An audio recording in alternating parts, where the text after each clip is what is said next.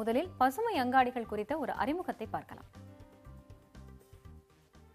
உணவே மருந்து என்ற நிலை மாறி மருந்தே உணவு என்ற நிலை இன்று பலரது வாழ்விலும் ஏற்பட்டு வருகிறது. மக்களின் உணவு முறை மாற்றமே இதற்கு முக்கிய காரணமாக கூறப்படுகிறது. குறிப்பாக ரசாயன கலப்புள்ள உணவுப் பொருட்கள் மனிதர்களின் ஆரோக்கியத்திற்கு பெரும் ஆபத்தாகியுள்ளது. இந்நிலையில் இவ்வகை பொருட்களால் ஏற்படும் பாதிப்பு குறித்த விழிப்புணர்வும் வேகமாக பெருகி வருகிறது. இயற்கை முறையில் விளையும் உணவுப் பொருட்கள் அங்காடிகளுக்கு வாடிக்கையாளர் வரத்து அதிகரிப்பதே இதை சுட்டிக்காட்டுவதாக உள்ளது. ஸோ இப்போ பார்த்தீங்கன்னா ஓரளவுக்கு அவேர்னஸ் வந்துட்டு இருக்குது இப்போது. ஸோ இதெல்லாம் பார்த்தீங்கன்னா இப்போ தான் ரொம்ப காய்கறிகள்லாம் பார்த்தீங்கன்னா நிறைய மருந்தெல்லாம் அடித்து அதோட ஸ்மெல்லு அதோட டேஸ்ட்டு எல்லாமே நம்மளுக்கு சூட் ஆகாத மாதிரி இப்போ நிறைய ஆயிடுச்சு. ஸோ அதனால தான் இப்போ மக்கள்லாம் பார்த்தீங்கன்னா கொஞ்சம் கொஞ்சமாக ஆர்கானிக் பக்கம் இப்போது கொஞ்சம் கொஞ்சமாக பார்க்க ஆரம்பிச்சிருக்காங்க. ஆர்கானிக் அந்த ஹெல்த்தோட இது எல்லாருக்குமே வந்து ஆரம்பித்த பிறகு அதுக்கப்புறம் வர ஆரம்பிச்சிட்டாங்க. இப்போ எங்களுக்கு பார்த்தீங்கன்னா எப்படியும் ஒரு நாளைக்கு 100-150 மெம்பர்ஸ் வராங்க. ஸோ அவங்க வரவங்களுக்கு ஒவ்வொருத்தருக்கும் மோஸ்ட்லி பார்த்தீங்கன்னா முன்னாடிலாம் பார்த்தீங்கன்னா வயசானவங்க இது மாதிரி தான் வருவாங்க. ஸோ ஹெல்த்துக்காக வரணும் அப்படின்னு சொல்லிட்டு வருவாங்க. இப்போ யங்கர்ஸும் வர ஆரம்பிச்சிட்டாங்க. ஒவ்வொன்று பார்த்து கேட்டு இது இப்படி பண்ணணும், இது எதுக்காக யூஸ் பண்ணுறாங்கன்னு சொல்லிட்டு எல்லாமே கேட்டு வாங்கிட்டு போகிறாங்க. பூச்சிக்கொல்லிகள், ரசாயன உரங்களின்றி இயற்கை முறையில் தயாரிக்கப்பட்ட உணவுப் பொருட்களுக்கு தேவை பன்மடங்கு அதிகரித்துள்ளது. குறிப்பாக சில பொருட்களுக்கு அதிகளவில் மக்களிடம் தேவை உள்ளதாக இத்தொழிலில் உள்ளவர்கள் கூறுகின்றனர். குறிப்பாக எல்லா பொருளும் பயன்படுத்துகிறாங்க. அரிசி, அப்புறம் எண்ணெய் ரொம்ப நல்ல முறையில் பயன்படுத்துகிறாங்க. ஏன்னா எண்ணெய் தான் இன்றைக்கி இருக்கிற பெரிய பிரச்சனையாக இருக்குது. ஸோ எண்ணெய் செக்கில் எடுத்த எண்ணெய் நல்லா பயன்படுத்துகிறாங்க. சிறுதானியங்கள் பற்றின அவேர்னஸ் ரொம்ப அதிகமாகவே இருக்குது. சிறுதானியங்கள் சுவை இல்லாதது, சமைக்க தெரியாதுன்றதெல்லாம் மீறி சிறுதானியங்கள் அதிக அளவில் வாங்குறாங்க. அதேமாதிரி அந்த பருப்பு வகையிலையும் கூட ஆர்கானிக் பருப்பு வகைகள் ரொம்ப நல்லாவே போயிட்டுருக்கு. முக்கியமாக புளியில் குடம்புளின்னு ஒரு புளி இருக்குது. அந்த புளி ரொம்ப விரும்பி அது நல்ல டிமாண்டில் தான் இருக்குது. ஸோ நிறைய பொருட்கள் மேலே அவேர்னஸ் நிறையா தான் இருக்குது. ரசாயனங்களை பயன்படுத்தி விளைவிக்கப்பட்ட உணவு ரகங்களை காட்டிலும் இயற்கை வழி உணவுப் பொருட்களின் விலை சற்று அதிகம். எனினும் இயற்கை வழி உணவால் விலைமதிப்பற்ற ஆரோக்கியம் உறுதிப்படுத்தப்படுகிறது என்கின்றனர் இக்கடைகளை நடத்துபவர்கள். இதுவே இயற்கை வழி உணவுகளை நோக்கி மக்கள் கவர்ந்திழுக்கப்பட காரணமாக அமைகிறது என்கின்றனர் அவர்கள். மிடில் ஏஜ் மக்களுக்கு ஏன் அதிகமாக இருக்குன்னா, கொஞ்சம் கல்யாணம் ஆகி குழந்தை வந்த அப்புறம் தான் நம்மளோட ஹெல்த்து நம்மளுக்கு ஒரு 30-40 இயர்ஸ் ஆன அப்புறம் கொஞ்சம் ஹெல்த் ப்ராப்ளம்ஸ் வரத்துக்கு வாய்ப்பு ஜாஸ்தி. ஸோ அண்ட் குழந்தைங்களுக்கு நம்ம ரொம்ப நல்ல ஆரோக்கியமான சத்தான உணவு கொண்டு போகணும் அப்படின்னு நம்ம குழந்தைகளுக்கும் நம்ம தேடணும். நம்மளுக்கும் மொல்ல ஒவ்வொரு சில பேருக்கு ஒவ்வொரு நோய்கள் வர ஆரம்பிக்கிறது. ஹார்ட் ப்ராப்ளமோ இல்லை பிளட் ப்ரெஷரோ இல்லை இந்த மாதிரி. ஸோ அதனால மிடில் ஏஜில் தான் நான் சொல்லுவேன் இந்த தேடல் ரொம்ப ஜாஸ்தி. அன்றாடம் விரும்பி சாப்பிடும் உணவுப் பொருட்களில் அளவுக்கு அதிகமான ரசாயனம் கலந்திருப்பதாக தகவல் வெளியாகி மக்களை அச்சுறுத்தி வருகிறது. மறுபுறம் இயற்கை முறையில் உருவான பொருட்களை பயன்படுத்தி அனுபவபூர்வமாக கிடைத்த நன்மைகளும் மக்களுக்கு அதன் மீதான நம்பிக்கையை அதிகரித்துள்ளது. தேங்காய் எண்ணெயில் என்ன அறிவு கட்டிய வரைக்கும் அதில் பேரஃபின் வேக்ஸ் கலக்கிறதா நான் பார்த்துருக்கேன். ஸோ அந்த பேரஃபின் வேக்ஸ் முடி உதறதுக்கு காரணமாக இருக்குது. இள நிற வர்றதுக்கும் நிறைய காரணமாக இருக்குது. என்னோட தம்பி பொண்ணுக்கு ஏற்கனவே இந்த நிற வந்த போதும் முடி உதறது ஆரம்பிச்ச போதும் இதை தடவினதில் பெனிஃபிட் பார்த்ததுனால நானும் இப்போ அதை யூஸ் பண்ண ஆரம்பிச்சிருக்கேன். இதனால் என்னோட முடி உதறதும் நிறைய குறைஞ்சி போயிருக்கு. இந்த பெனிஃபிட் இதில் இருக்குன்னா வயத்துக்கு போகிற நல்லெண்ணெய் அந்த மாதிரி ஆயிலில் எவ்வளோ ஹெல்த் பெனிஃபிட்ஸ் இருக்குங்கிறத உணர்ந்ததால் even price is little bit costlier அதை மைண்ட் பண்ணாமல் இங்கே வாங்க. இவ்வளோ தூரம் வர்றதுக்கும் ட்ராவல் பண்ணுறதுக்கும் அஞ்சுறது கிடையாது. பசுமை அங்காடிகள் சென்னை, கோவை போன்ற நகரங்களில் பெருக தொடங்கியுள்ள நிலையில் சிறுநகரங்களிலும் கூட இவற்றுக்கு தேவை உருவாகியுள்ளது. இந்நிலையில் இவ்வகை கடைகளை திறப்பது வருமானத்திற்கான ஒரு வழியாக மட்டுமல்ல, ஆரோக்கியமான ஒரு சமுதாயத்தை உருவாக்கும் சேவையாகவும் பார்க்க வேண்டியுள்ளது. புதிய தலைமுறைக்காக செய்தியாளர் குழுவுடன் சேஷகிரி.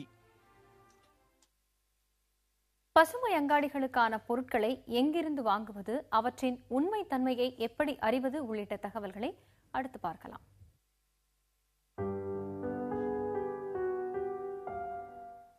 இயற்கை வழி உணவுப் பொருட்கள் குறித்த விழிப்புணர்வு மக்களிடம் அதிகரித்து வரும். அதற்கேற்ப அவற்றின் உற்பத்தியும் அதிகரித்து வருகிறது. முன்பு இவ்வகை உணவுப் பொருட்கள் கிடைப்பதில் தட்டுப்பாடு இருந்த நிலை தற்பொழுது வேகமாக மாறி வருவதாக இத்தொழிலில் ஈடுபட்டுள்ளவர்கள் கூறுகின்றனர். விவசாயிகளும் நிறைய கன்வெர்ட் ஆகிட்டு இருக்காங்க. அது நேரடியாகவே எங்களால் பார்க்க முடியுது. ஃபர்ஸ்ட்லாம் தேடி தேடி போய் வாங்கிட்டு இருந்தோம். இப்போ மக்களே நிறைய விவசாயிகளே நாங்கள் இப்போ இது மாதிரி 1 வருஷமாக நாங்கள் மாறிட்டோம், எங்ககிட்ட இந்த பொருள் எடுத்துங்க அப்படின்னு சொல்ல ஆரம்பிச்சிருக்காங்க. அதுவே வந்து ஒரு நல்ல வரவேற்கத்தக்க விஷயம்.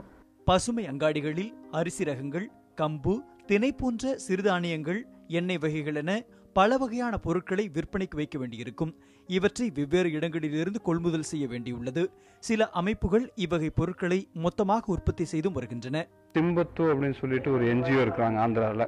ஸோ அவங்க வந்து ஒரு 7,000 ஏக்கரால் வந்து அவங்க ஆர்கானிக் ஃபார்மிங்கெல்லாம் இப்போ பண்ணிகிட்டு இருக்கிறாங்க. ஸோ அவங்க வந்து நம்மளுக்கு அந்த கடலை எண்ணெய், நிலக்கடலை, பனிவரகு, ஸோ இந்த மாதிரி ராகி, இந்த மாதிரி பொருள்லாம் அவங்க கொடுக்குறாங்க.